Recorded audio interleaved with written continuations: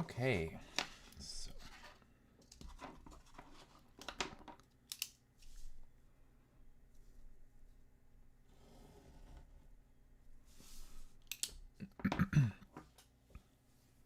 Good morning, everyone. Welcome to MAE 106, Discrete Mathematics with Probability. My name is Richard Coir, and this is lecture 22. And this lecture, we're going to be covering, it's an introduction to probability. Just as a reminder that test 2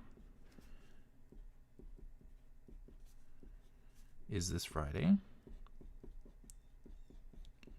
The material that it's covering is posted on Moodle.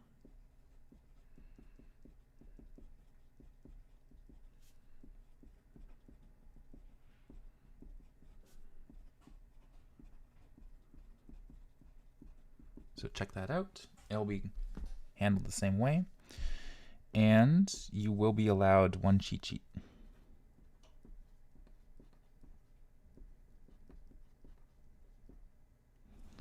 Cheat sheet. There we go. Good morning to everyone else. So, we have this intuitive idea of probability, for we're born by mere chance. So we have statements that are made every day, such as someone has a good chance of winning at a poker tournament, or a meteorologist might say that there's a 70% chance of rain, but we need to introduce and assign some numerical value to these estimates of something happening. And so when we do that, we're introducing the concept of probability. Now, the mathematical theory of probability gains practical value and an intuitive meaning in connection with real or conceptual experiments, such as, well, here's an idea where you can toss a coin once, or we can toss a coin 100 times.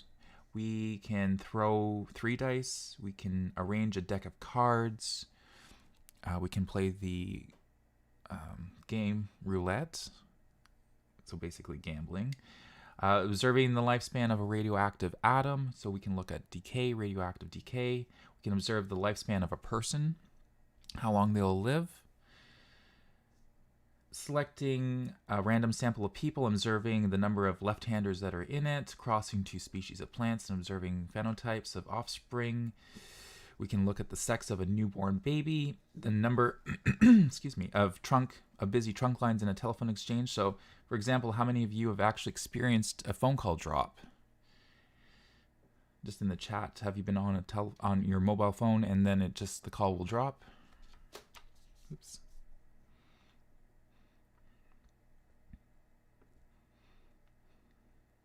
Yes, okay. Literally all the time, okay? So sometimes it could be that you have a bad signal, and other times it could be that there's so many people talking on the line that it will drop your call. So again, if there's too many people that are on the trunk line, it will drop the call, or you might not be able to make the call at all. So it depends on how busy it is. So again, number of phone calls you can have, random noise and electrical communication system. So that could be even not only just mobile phone, but maybe situational awareness system that the Army uses, routine quality control of a production process. So again, bullets, missiles, or even just any object will have some sort of QA, quality assurance, quality control that needs to be done, and there's a probability of rejecting or keeping it in. Old school rotary phone. I wish I had. There's the red phone. Exactly. I don't have a rotary phone. Frequency of automobile accidents, and you can keep going on and on and on and on. So the problem with this is that all these are rather vague.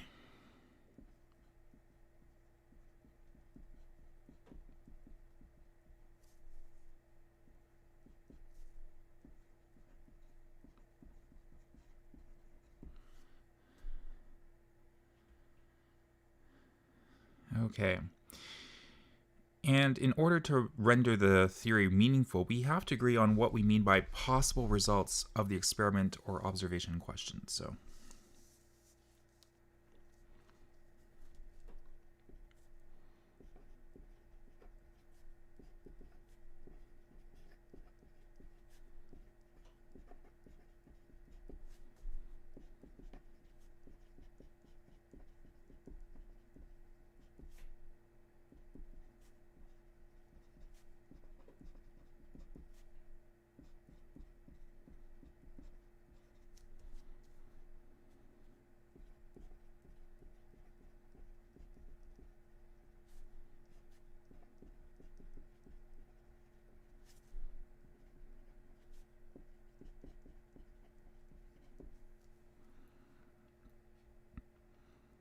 again, we have to agree upon what we mean by possible results of the experiment or observation question. So, for example, when a coin is tossed, it does not necessarily fall on heads or tails. It could roll away or stand on its edge. But nevertheless, we agree to regard head and tail as the only possible outcomes of the experiment. So this convention simplifies the theory without affecting its applicability.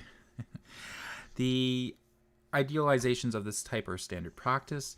It's impossible to measure the lifespan of an atom or a person without some sort of error. But for theoretical purposes, it's important to imagine that these quantities are exact numbers. So the question then arises as to what numbers can actually represent the lifespan of a person. Is there a maximal age beyond which life is impossible, or is any age conceivable?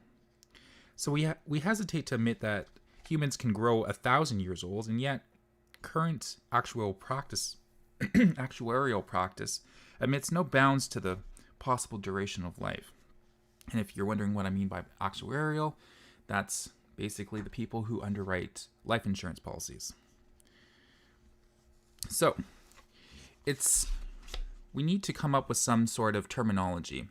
So any theory that involves idealization, and our first idealization concerns the possible outcomes of an experiment or observation. So we have to construct an abstract model and decide and make decisions about what constitutes a possible outcome in this idealized experiment. Okay? So there was a lot of me talking, so I should do a little bit more writing. So what we need to do is come up with a formal theory.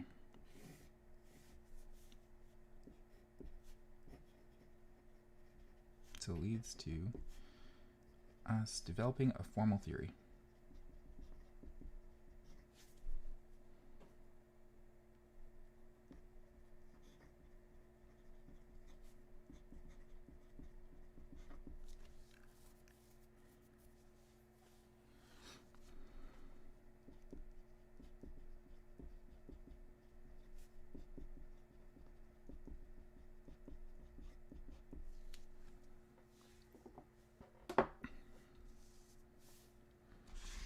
Okay.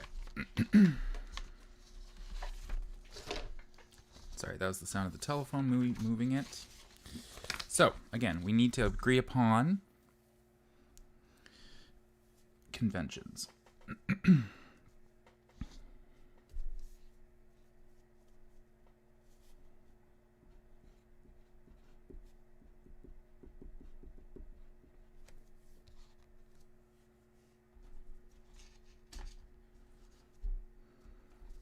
Oops, let me grab this ruler.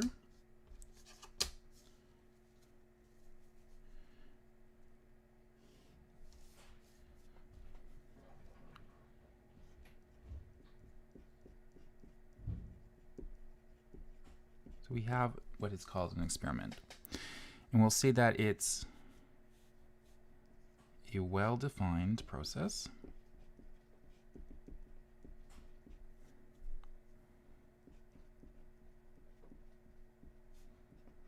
with observable outcomes.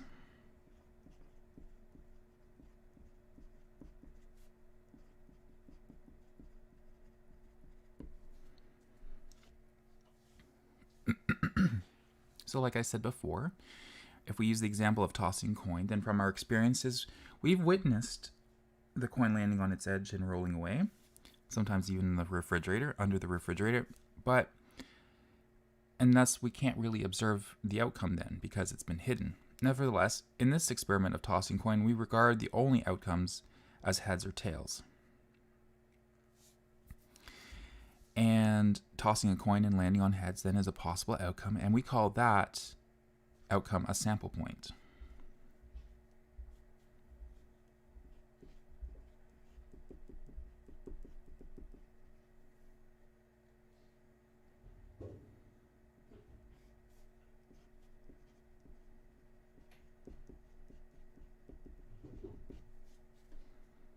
So it's an observed outcome of an experiment.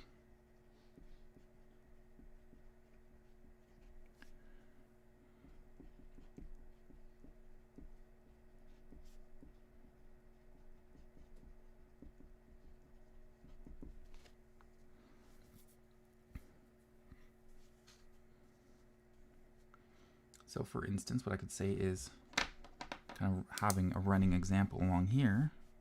So my example, tossing a coin. The example here would be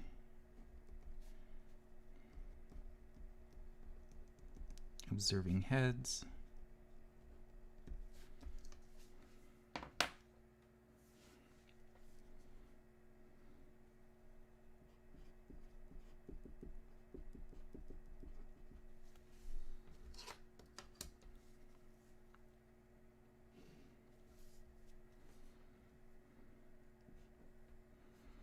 And then we can have a sample space.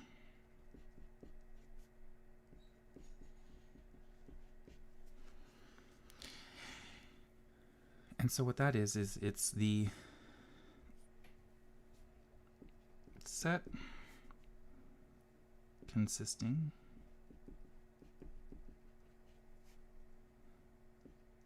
of all possible sample points.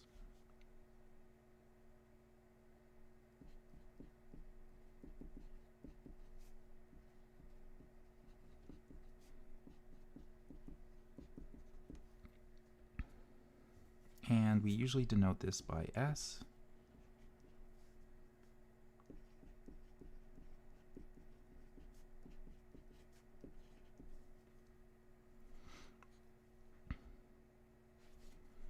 So if I call that heads, then with the example of us tossing a coin,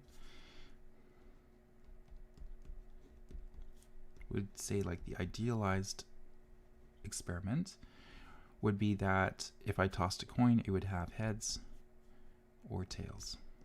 And that would be the only two possibilities.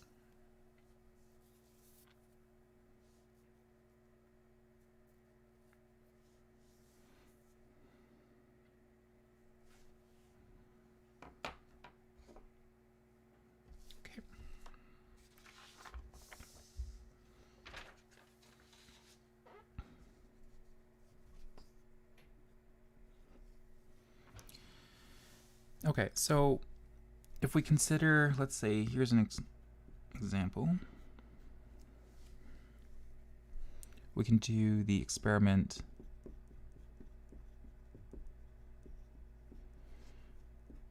is rolling a die.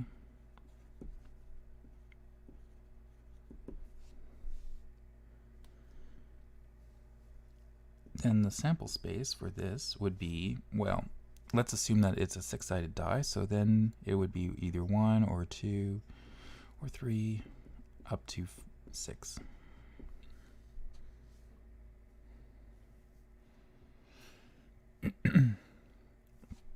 Now, we might not be interested in necessarily what the number was, but we might be more interested if it was even or odd. So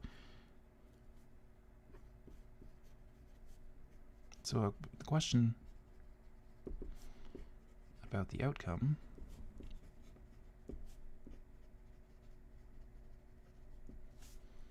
is not always about what is directly observed.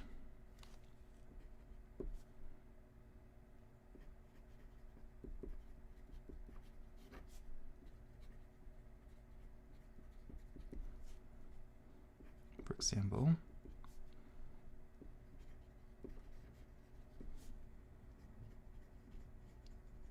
is the outcome odd or even?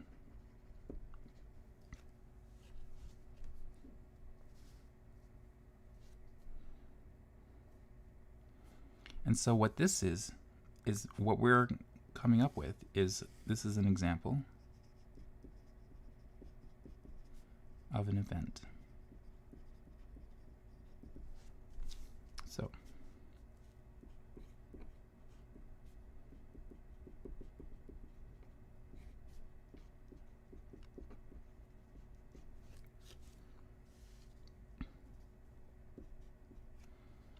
So an event is a subset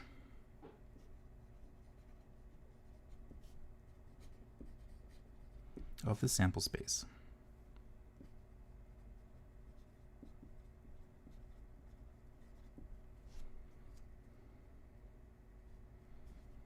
So if I keep coming on about this example, if I wanted to say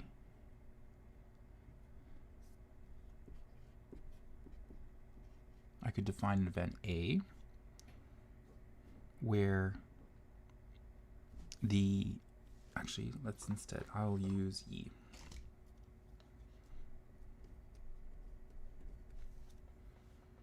So for instance, I could define an event E, which is a set of even numbers. So that would be 2, 4, 6. And I could also define an event where it's just the odd numbers, 1, 3, and 5.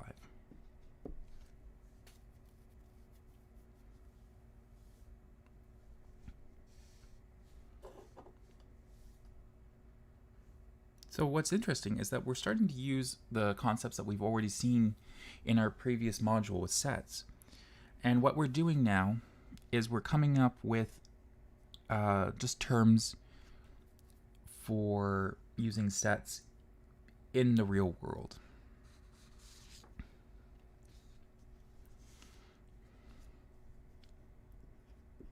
So since events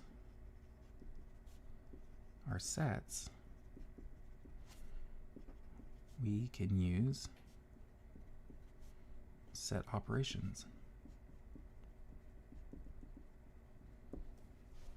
which is good review for our next test, or for our test that's coming up. So since events are sets, we can use set operations. So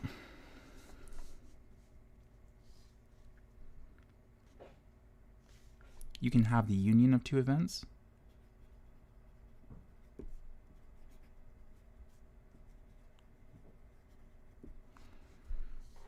So again, we can use a Venn diagram.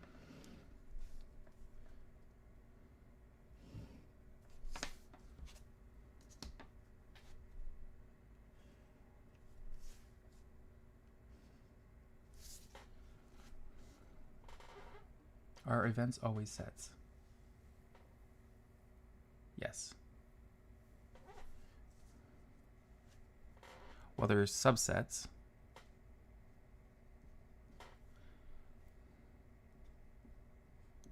Of the sample space.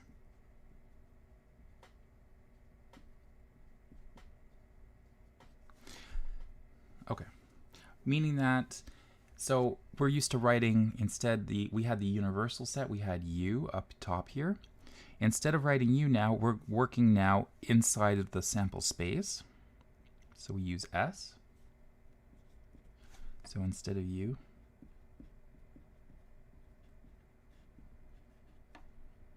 we have S for sample space.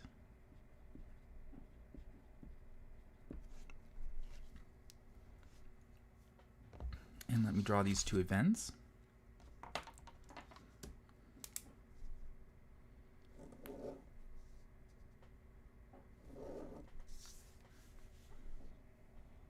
Here's E and F. And so I can color this in. We know that it's got to be both. It's an element that's either in E or in F.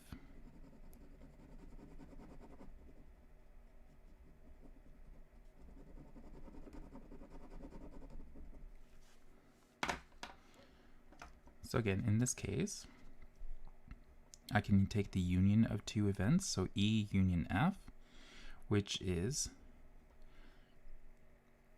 all the elements, and it's not in the universal set now, we're working in a sample space, all the elements in the sample space such that X is in E or in F. And because we are using the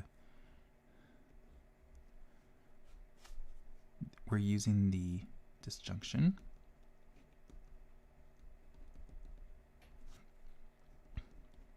it must be in E or in F or in both.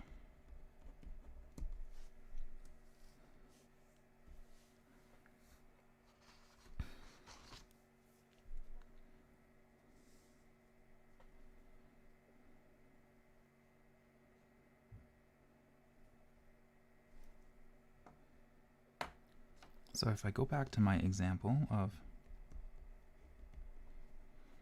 up here, which was E and F, I have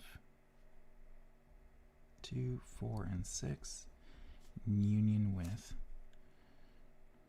1, 3, and 5, then that is just 1, 2, 3, 4, 5, 6.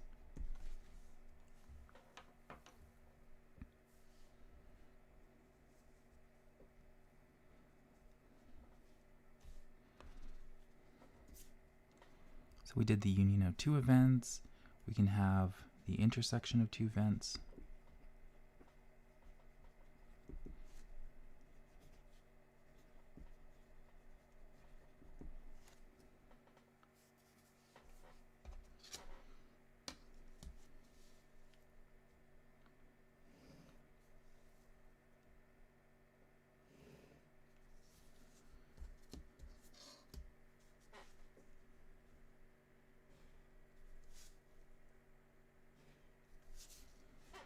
So again, it's a sample space that we're working in.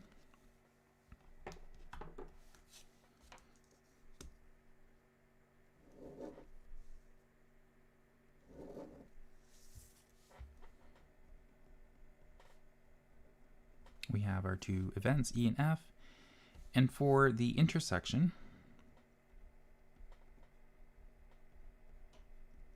it's all the elements in the sample space such that X is in E and X is in F.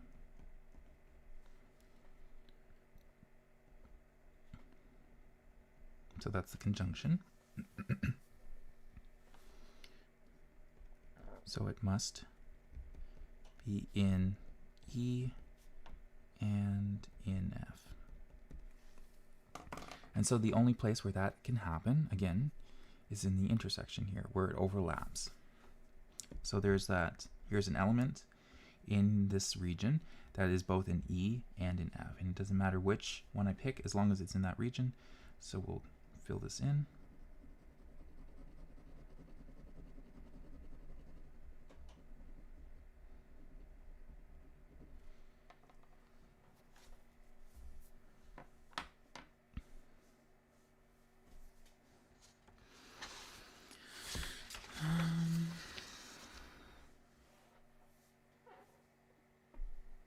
Grab another piece of paper.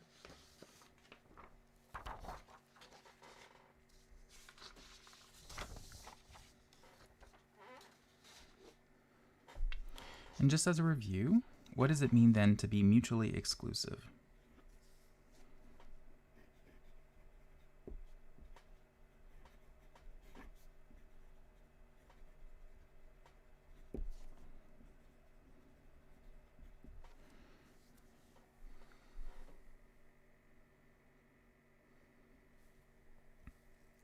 Maybe I should rephrase it. So what does it mean then to be mutually exclusive sets?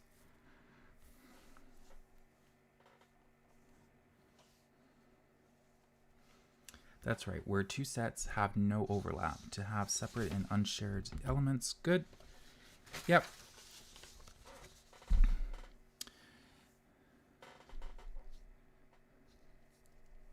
So again, yeah, two events are mutually exclusive if they share no outcomes in common.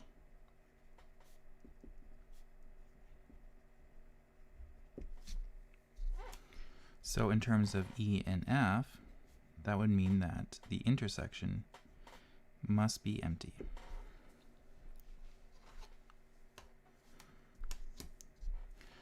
The other thing that we can say is that E and F cannot occur at the same time.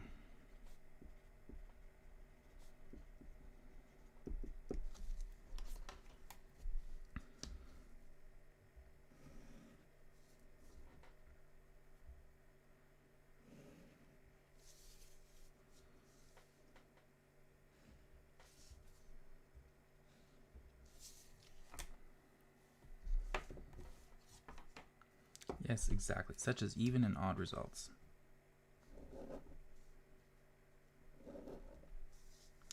Oh no!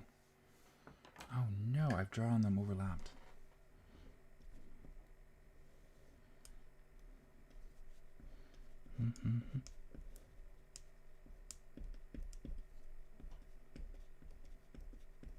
So they're not overlapping. They need to be separate.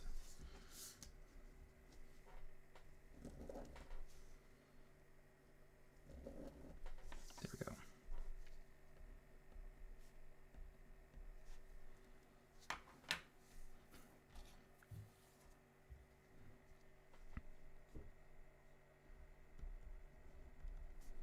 So for example, like the puffin has mentioned, that yes, odd and even are mutually exclusive.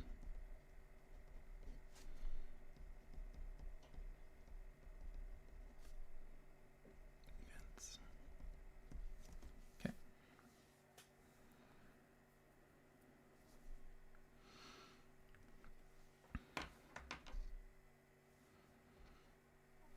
So we did mutually exclusive events.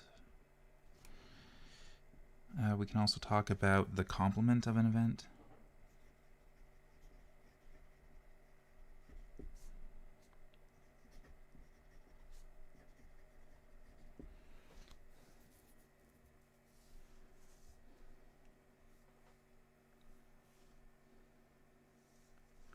And it's pretty much, just the Venn diagram explains pretty much all that you need to know about it.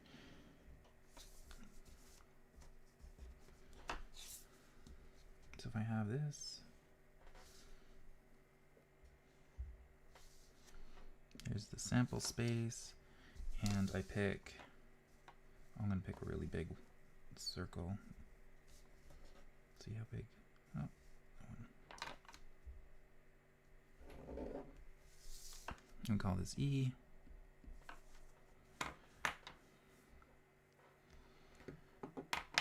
And then it would be everything outside of E.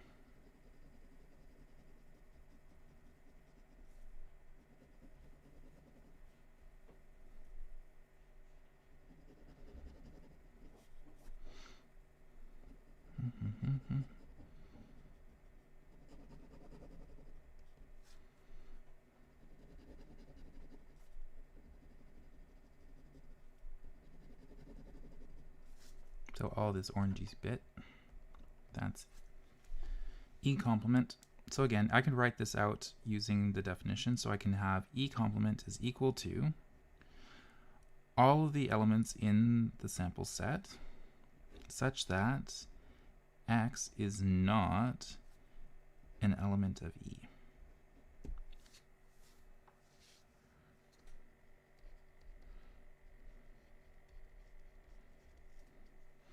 To have a complement to an event with dice, you need to play a game where you roll. And only the results 1 through 4 matter, for example, in the complement. Yes, that would be correct.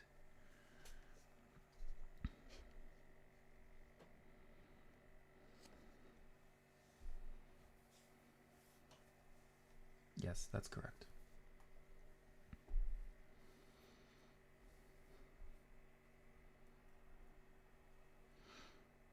And the other thing to notice too, that you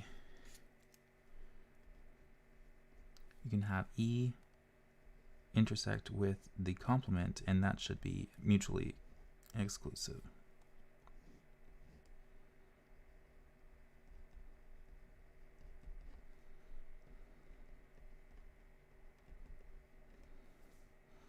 And same thing if you had E union E complement, what would that equal?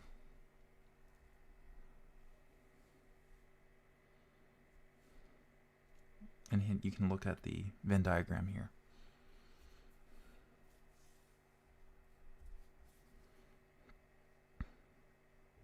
Yes, exactly. It would be the entire sample space.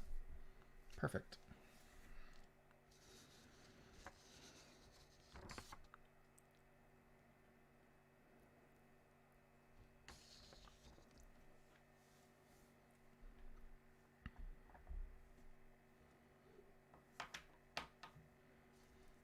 Yes, it would be everything. It would be everything in the sample space.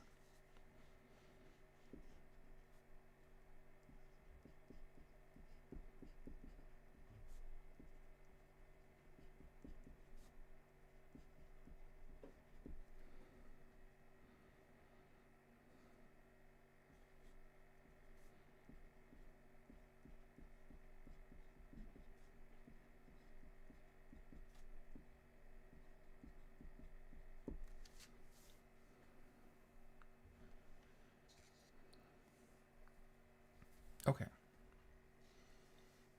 So we've done kind of very simple experiments and setting up of rolling a die, flipping a coin. But let's work through this example.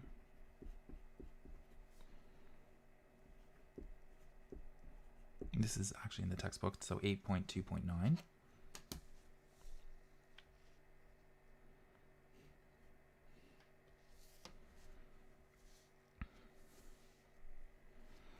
So this experiment is flipping 2 coins.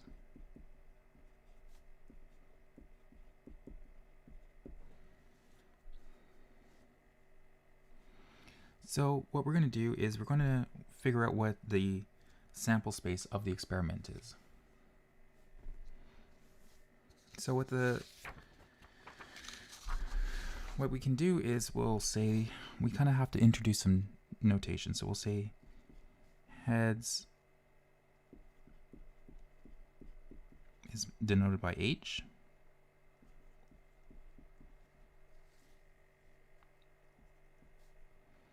And tail denotes, sorry, T denotes tails.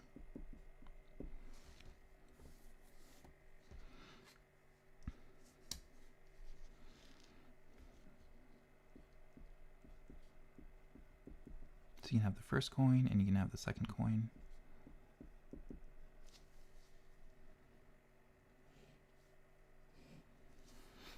So on the first one, you can flip it heads or tails. And then over here on the second coin, after you've done heads, you could get heads or tails. You can have heads or tails. And so the possible outcomes You can have heads, heads. You can have heads, tails, tails, heads, and tail, tail. So just using this diagram, this tree diagram, our sample space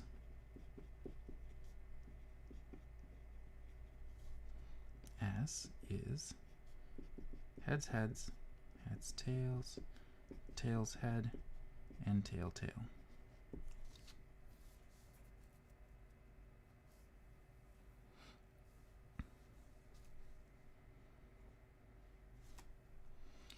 So now we can start to ask questions about events. So you might not be interested in, you could, for instance, let's say the event E is where the first coin is heads.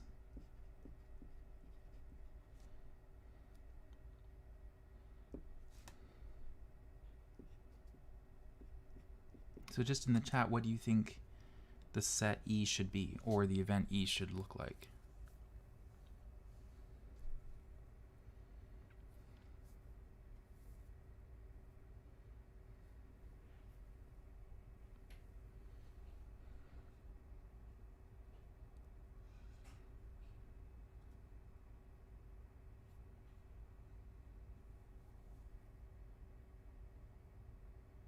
Yeah. Good. Exactly. So there's this outcome right here where it's heads, heads, and this one where it's heads, tails. So again, this satisfies the condition where the coin is heads, but not this one or this one. So it's just, so we would write heads, heads, and heads, tails.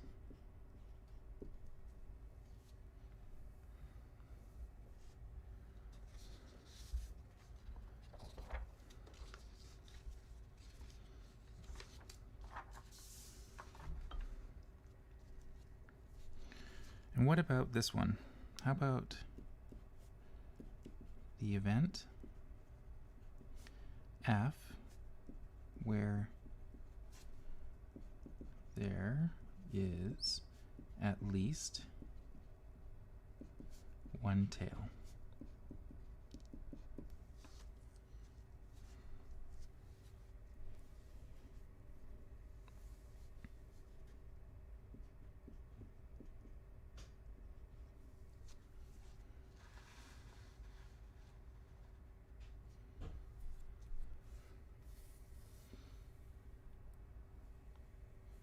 I'm just seeing what people would say in the chat.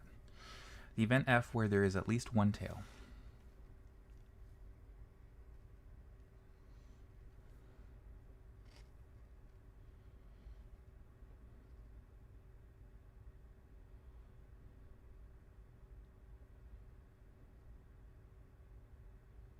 Good. Yep.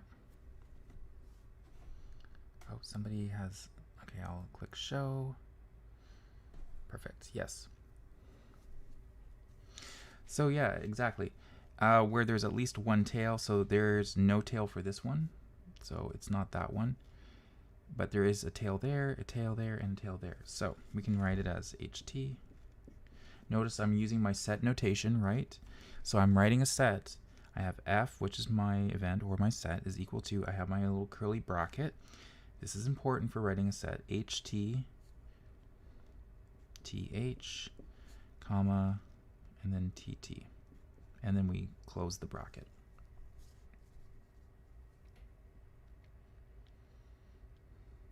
So just remember, if you're writing the test tomorrow, or sorry, on Friday, that when you're writing out sets, you need your little brackets, okay?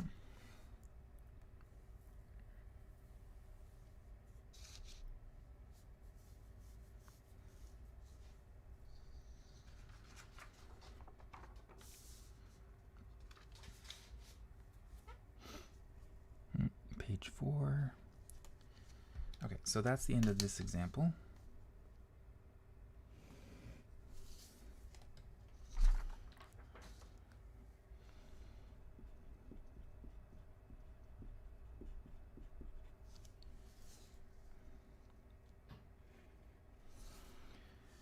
So what we can do now is let's use an example of the experiment.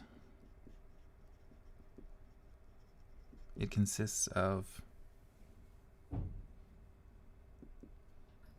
COVID test, a rapid antigen test. So you have a COVID test is repeated 3 times.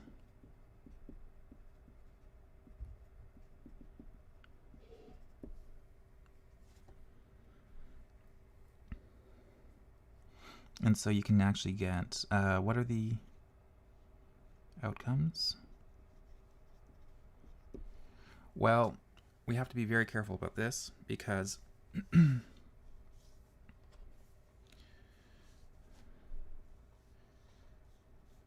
it's not just simply a negative or a positive result. We need to do this 3 times. So you can have the first test, the second test, and then the third.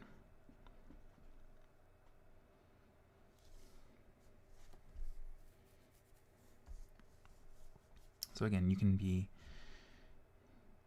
negative or positive. So I'll do it like a little tree diagram again.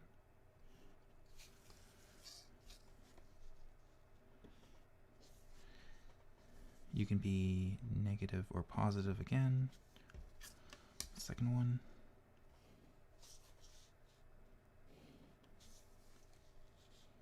Same thing for this.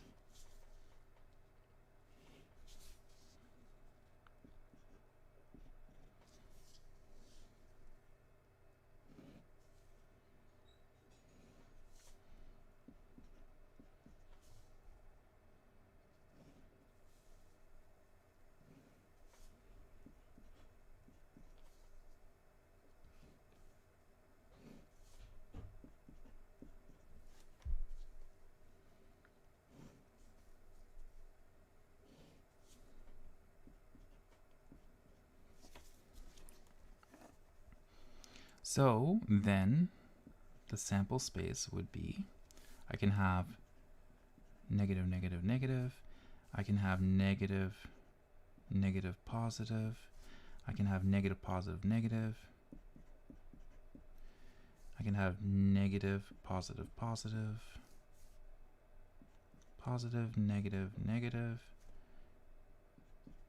Positive, negative, positive, positive, negative, and lastly positive.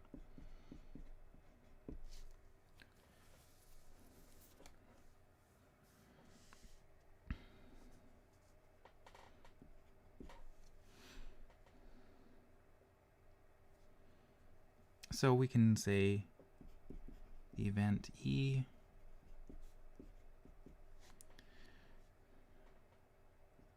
is when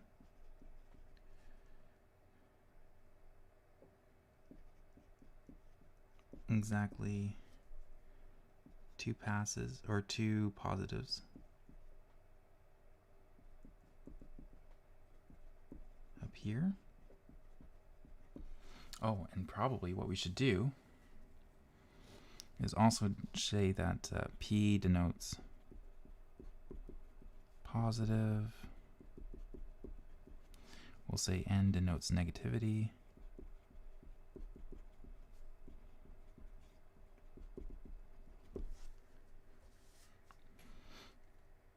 So what is the event E then? Where it 2 positive, yeah. Oh, P and P is missing. 1, 2, 3, 4, 5, 6, 7. Oh, good. Yes.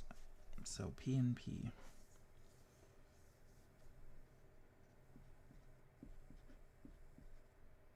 There we go. Perfect. Thank you.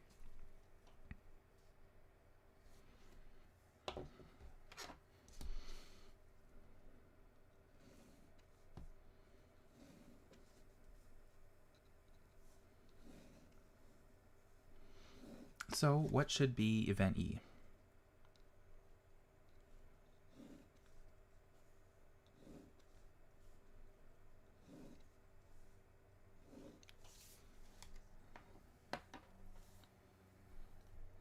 So I have NPP, PNP, PPPN. Yes, that looks good.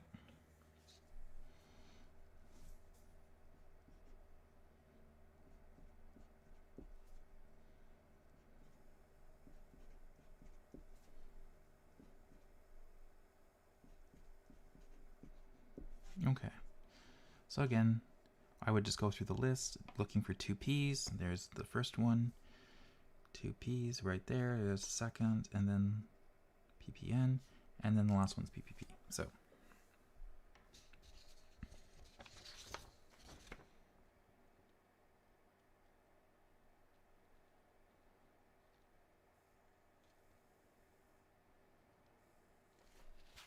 okay.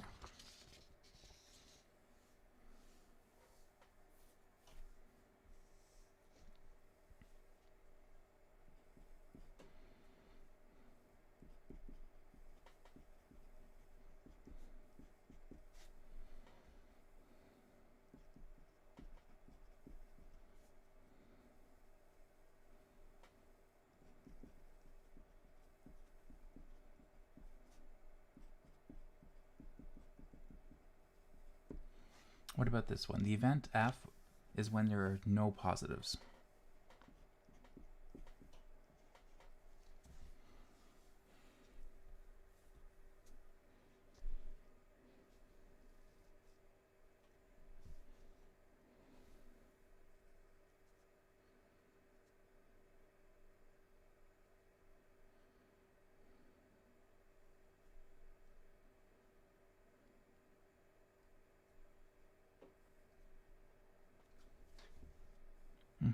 When there's no positives, you would have 3 negatives.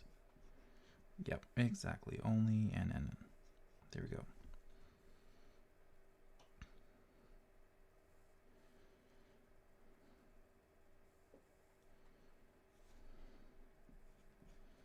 What about this one? You can have something like the event G is when there are 4 positives.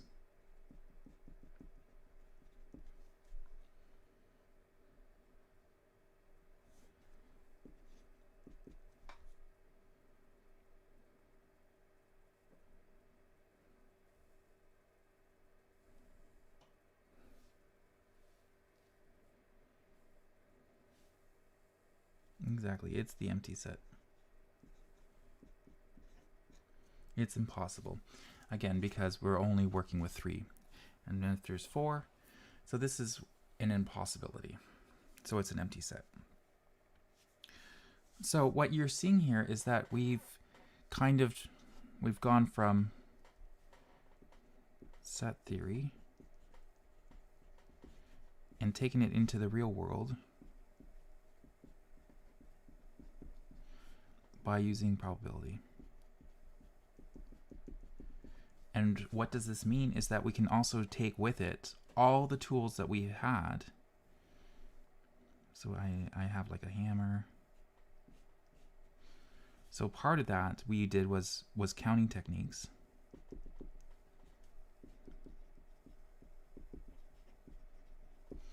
And because we were counting elements and possibilities in set theory, we can also take this too. We can drag it with it as well into the real world. So what this means is that instead of using brute force methods,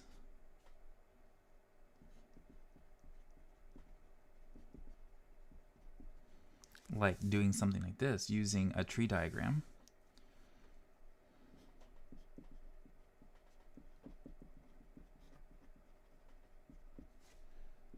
we can use counting techniques.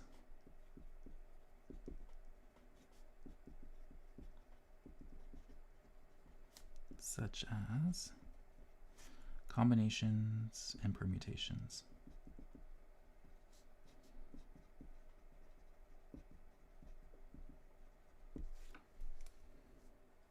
Okay. Thank you very much for tuning in for this lecture on an introduction to probability. My name is Richard Kaur, and just reminding you that we have a test on Friday, and I will see you then. Take care. If there's any questions, feel free to send me an email at my RMC email address. Take care.